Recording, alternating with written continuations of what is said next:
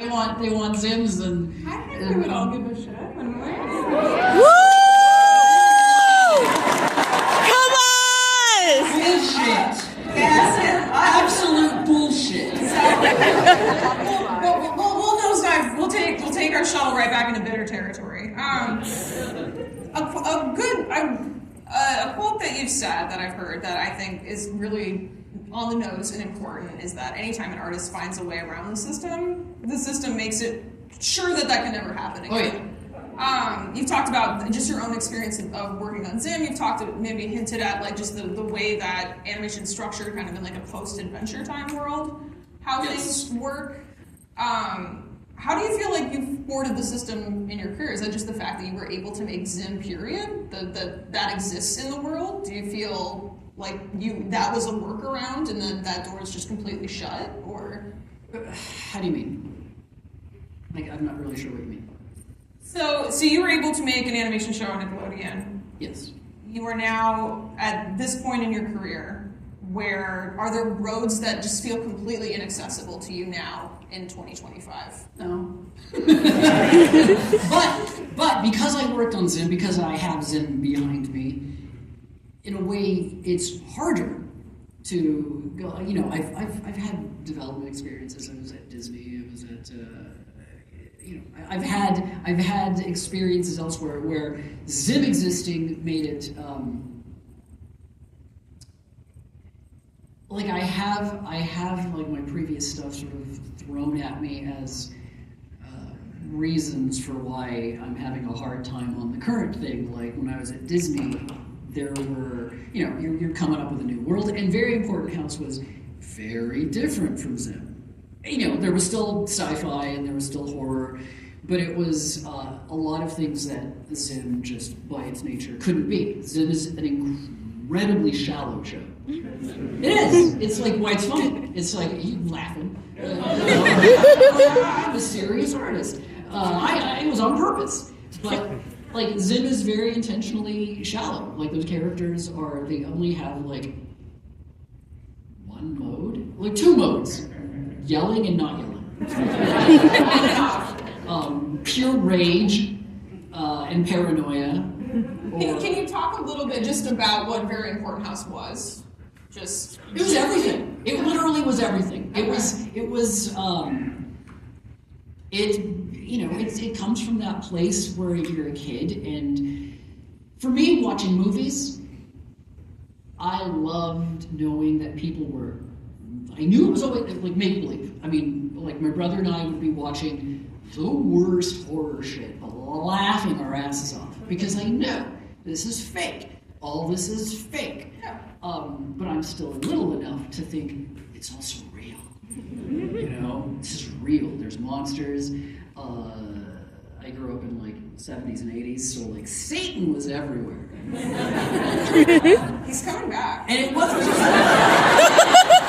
I think he's already here, guys. He's here.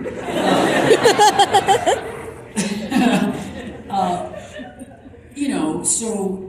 And I was raised sort of passively Catholic, so there was, you know, there were Jesus, there were Jesus, there was, you know, there was Satan, there was like A whole cast of characters of saints and entities. it was terrifying and it was magical. You know, because there were wizards, there were monsters, there were, you know, like I grew up obsessed with dinosaurs, but I knew dinosaurs were dead. Satan, you know? he's there, and so Very Important House kind of came from that place of. It wasn't like I love thinking how, not just how cool would it be if I had that adventure and did this thing that I, you know, see in this movie or read in this book. But as a kid, there's that I loved thinking, how cool is it gonna be when I fly on a stupid luck dragon and go to space? Like all of that shit was gonna happen.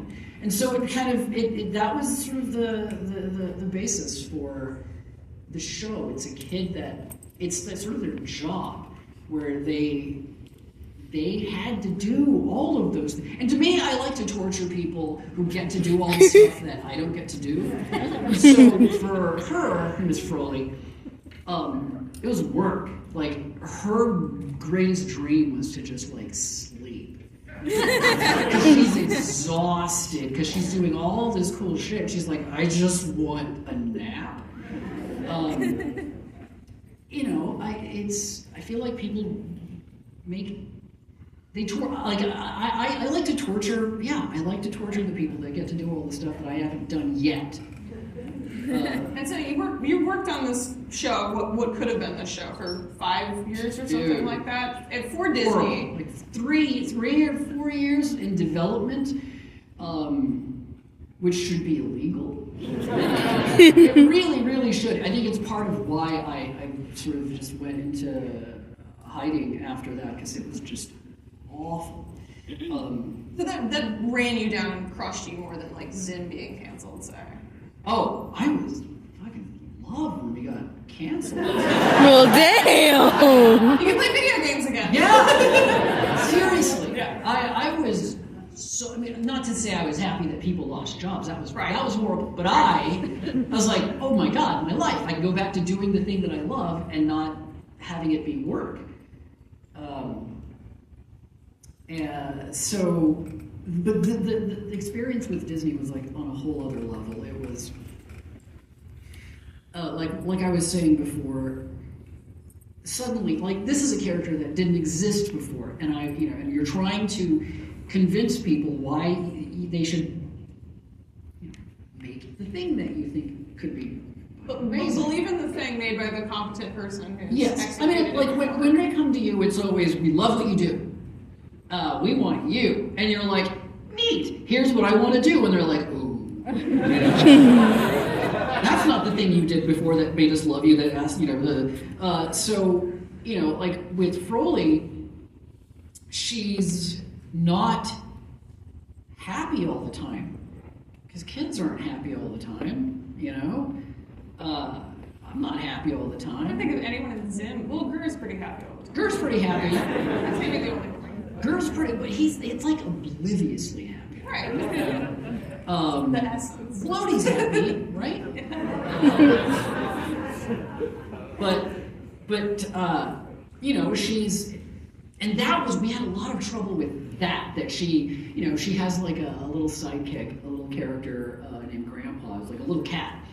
And they would argue, they're best friends, but they would argue. And this was the era of like shows that were always like two little buddies, and they would always do like a fist bump or like a like a booty bump, and it was just like, yeah.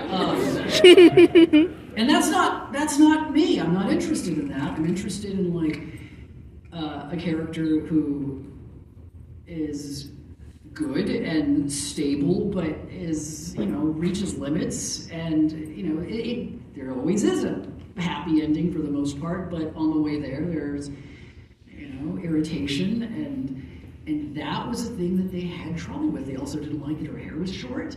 And it's just weird shit where it's just like, just let us make it, let us fail. Right. But you're gonna put money into something else that's gonna fail. Things fail all the time. You don't know what you're doing. And they don't like when you approach it like that. Yeah. I mean, like, seriously, if you put me in charge of being like the arbiter of like who here gets to make their thing, I'm gonna make stupid decisions. I'm gonna be wrong. Like, you just don't know. And I would have things like Zim thrown in my face, essentially, where they're like, as their arguments for why they don't really get this character, they'd be like, well, you know how like you immediately get who Zim is, and it's just infuriating because it's like, and I'd have to explain, you get who Zim is because you're remembering an animated series that we made where it's all there for you, and you don't have to think about right. something new. It's maddening.